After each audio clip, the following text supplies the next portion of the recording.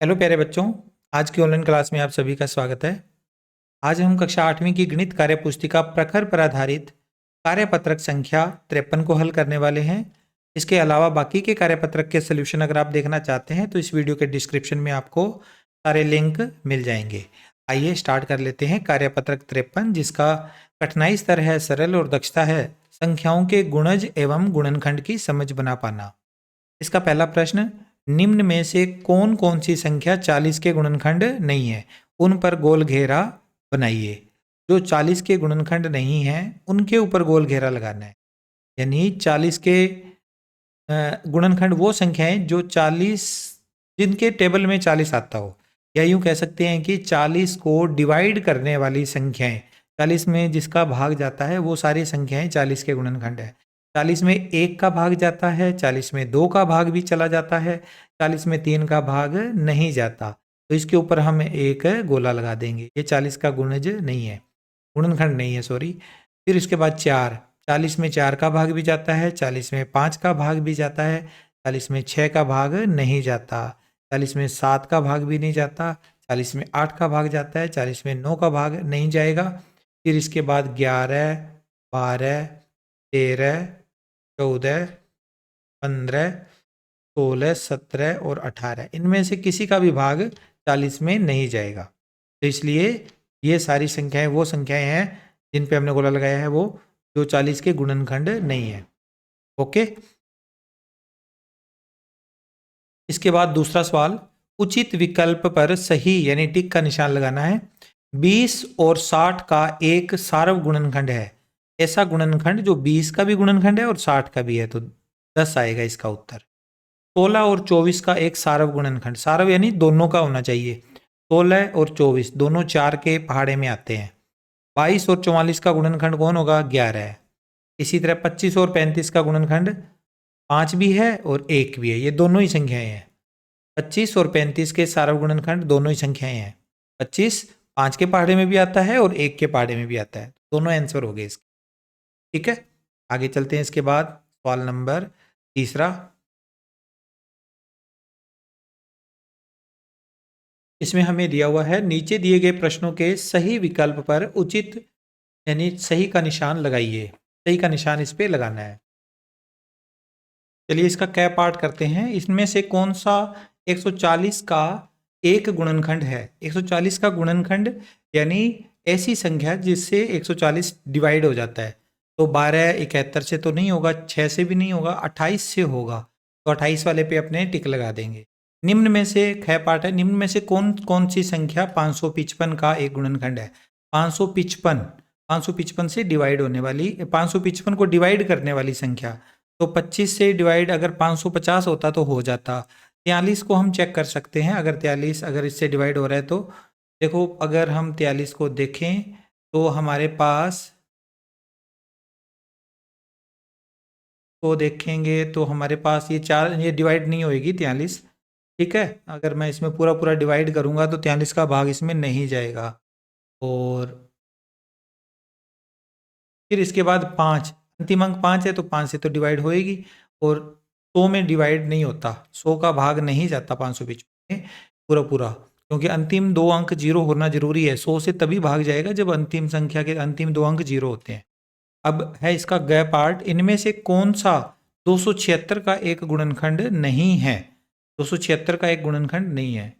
तो 33 का भाग अगर इसमें देंगे तो देखो 276 में 33 का भाग देंगे तो ये, अब अगर अपने 8 तक देते हैं तो 8 तिये 24, 240 और 8 तिये 24, 264। 264 होता तो 33 का भाग जाता, लेकिन अब नहीं जाएगा इसमें। ठीक है, तो ये इसमें नहीं है, 33 का भाग इसमें नहीं जाएगा। इसी तरह से 69 को देखें तो 69 में 276 का भाग जाएगा। 46 का देखें तो 46 पांजे 230 और ऊपर बच गए कितने? 46। तो 46 छीके, 46 छीके होता है 276, और 138 का दुगना तो 276 होता ही है। तो ये तीनों ही संख्याएं 276 का गुणनखंड है। ठीक है, तो इसलिए तीनों संख्याएं डिवाइड कर रही है। तो एक ही संख्या 33 है जो कि इसका गुणनखंड है।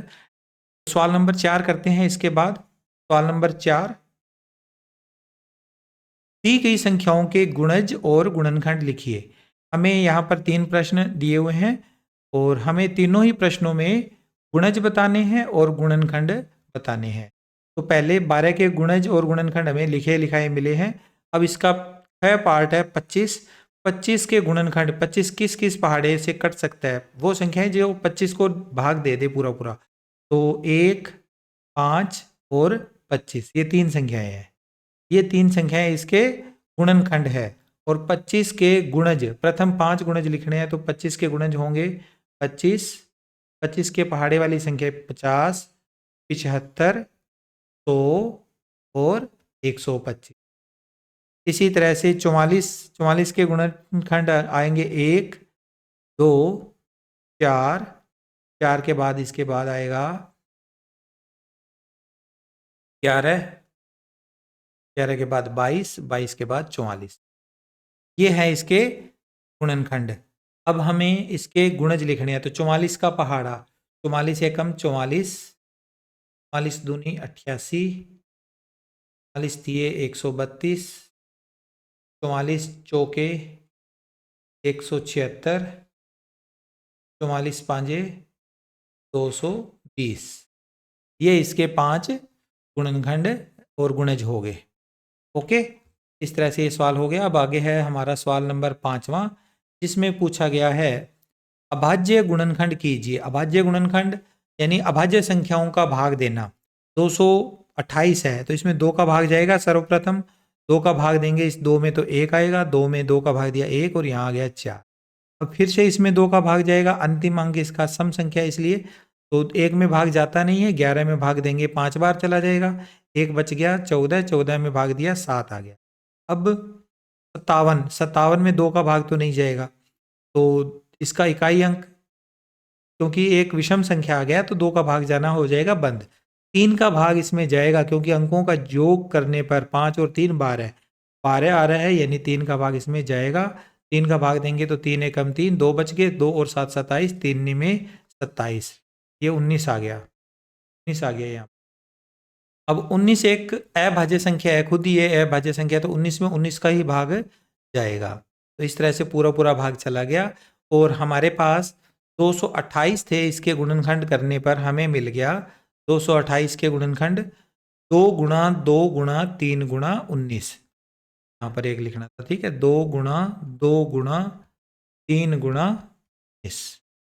135, सबसे पहले 2 का भाग इसमें नहीं जाएगा, फिर इसमें 3 का भाग जाएगा। 3 का भाग देंगे तो 4 तिये 12, 1 बच गया 15, 5 तिये 15, 45 आ गया। 45 में फिर से 3 का भाग देंगे, 15 आएगा। 15 में 3 का भाग दिया 5 आ गया, 5 में 5 का भाग दिया 1 आ गया। तो 135 के भाज्य गुणनखंड 3 गुणा 3 गुणा 3 गुणा 5। फिर 225 में सबसे पहले 3 का भाग देंगे, 75 आएगा। 75 में 3 का भाग दिया 25, 25 में 5 का भाग दे देंगे 5 आएगा और 5 में 5 का भाग जाएगा 1 आएगा। तो इस तरह से 225 के अभाज्य गुणनखंड आ गए 3 गुणा 3 गुणा 5 गुणा 5। ठीक है, इसके बाद अंतिम प्रश्न है प्रश्न संख्या 6।